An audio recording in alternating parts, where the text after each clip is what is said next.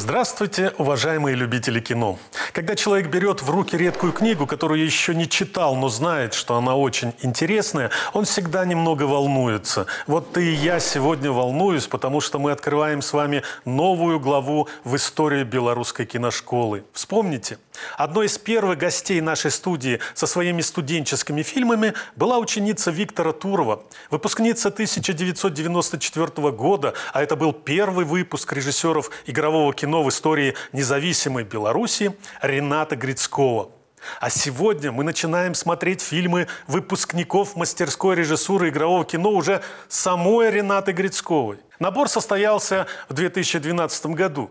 Через 5 лет получили дипломы 8 счастливчиков. Все эти годы был рядом с Ренатой Грицковой и помогал ей в нелегком деле педагог по режиссуре, выпускник ВГИКа, белорусский кинорежиссер Сергей Шульга. Защита дипломных работ прошла в кинотеатре «Центральный» в присутствии многочисленных зрителей, представителей прессы, кинокритиков. В общем, все было очень серьезно.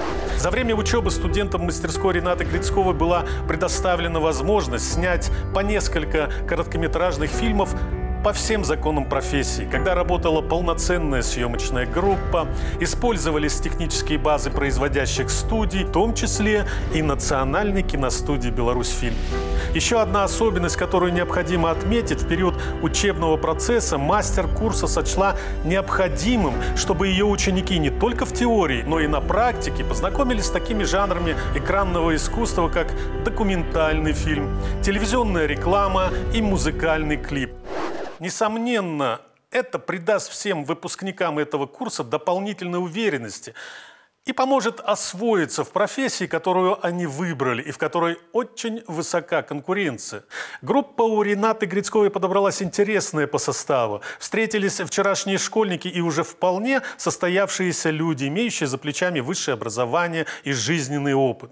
Возможно, это тоже помогало созданию той творческой атмосферы, которая всегда на этом курсе присутствовала. Как прошли эти 5 лет обучения в академии, что было хорошего и чего не хватило, мы узнаем у гостей нашей студии, выпускницы 2017 года Нелли Василевской.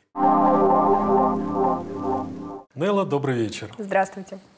Так получилось, что когда-то я был членом ГЭКа на твоей защите диплома будущего режиссера обрядов и праздников в Университете культуры и искусств. А потом вдруг я увидел тебя уже студенткой нашей академии. Там 5 лет, тут 5 лет. Немного ли? Что меня толкнуло? Я даже не знаю, что меня толкнуло. Может быть, желание кардинально поменять свою профессию. Хотя я там тоже на режиссера училась, но все-таки режиссер кино — это что-то для меня, как тогда казалось, нечто романтическое.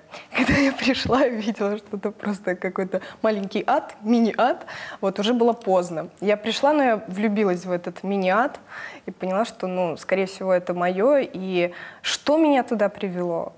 Какая рука, нога? Я не знаю. Ну, хорошо, все равно знания, которые ты получила в своей первой профессии, как ты используешь в новой, в кино? Ну, мне кажется вообще, что знания, которые режиссер кино приобретает в своей жизни, какими бы они ни были, скажем так, далекими от непосредственно даже искусства, они все равно очень идут в копилку, потому что никогда не знаешь, какой следующий фильм, про какого героя, про какую тему ты будешь снимать. Вот. И тебе может понадобиться все, что угодно. От какой-то ядерной физики до, не знаю, кибернетики. Вот. А мне помогает, ну, во-первых, я в Университете культуры очень влюбилась и открыла для себя мир вообще традиционной белорусской культуры. Вот эту мифологию, эти обряды, праздники, какие-то церемонии, традиции. Это оказалось настолько все вкусно, настолько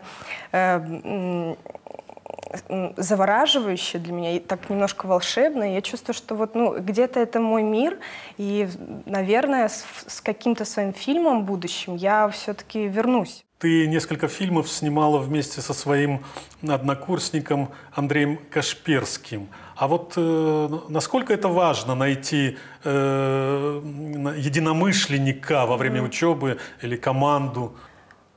Ну, конечно, это важно, потому что у вас, во-первых, есть время, много времени, как бы 5 лет, для того, чтобы пробовать твое, не твое, что умеет этот человек, чему вы вместе учитесь. Вот я, например, нашла потрясающего оператора для себя, Женю Веренева, с которым мы сняли не одну картину. Ну, ты вообще очень продуктивно работала за вот эти вот годы. Сняла, по-моему, не менее 10 разных фильмов, учебных, курсовых, дипломный. И в некоторых ты была актрисой, исполнила там главные роли. Нет желания еще раз поменять профессию? Да куда уж. Я думаю, что... Нет, но я люблю экспериментировать, конечно. Но я не думаю, что как бы стоит сейчас это делать, потому что если бы у меня были, например, там 5 провальных фильмов, да, и канская ветвь за актерское мастерство, тогда, наверное, нужно было бы подумать. Может, все-таки стоит, тебе же говорят, меняй профессию. А здесь я думаю, что и туда можно сходить, и здесь поучиться. Сейчас очень много каких-то воркшопов, на которых можно подтянуть и актерское мастерство, и все что угодно. Я знаю, что ты участница многих фестивалей. А что тебе дают вот, участие в этих кинофестивалях? Вдохновение. Лично вот просто они вдохновляют неимоверно. Даже не столько ты едешь на фестиваль с желанием победить, или с желанием там, посмотреть страну, ну это, конечно, тоже посмотреть, как живется там, это интересно, но ты едешь за большим потоком вдохновения, потому что встречаешь абсолютно разные школы, разных людей. У меня есть знакомые в Кыргызстане, в Армении, там, в Казахстане, в России, естественно, полно. То есть это ты, во-первых, встречаешь новых друзей и понимаешь, кто мыслит на твоей волне. То есть я знаю, что если там даже в Аргентину приеду, мне будет кому написать, да. После последнего фестиваля я привезла такого прекрасного друга из Аргентины, как Николь. Я знаю, что я ей напишу, мы встретимся, и мы с ней даже на одной волне. Вот. Твой путь как режиссера еще только начинается, в принципе.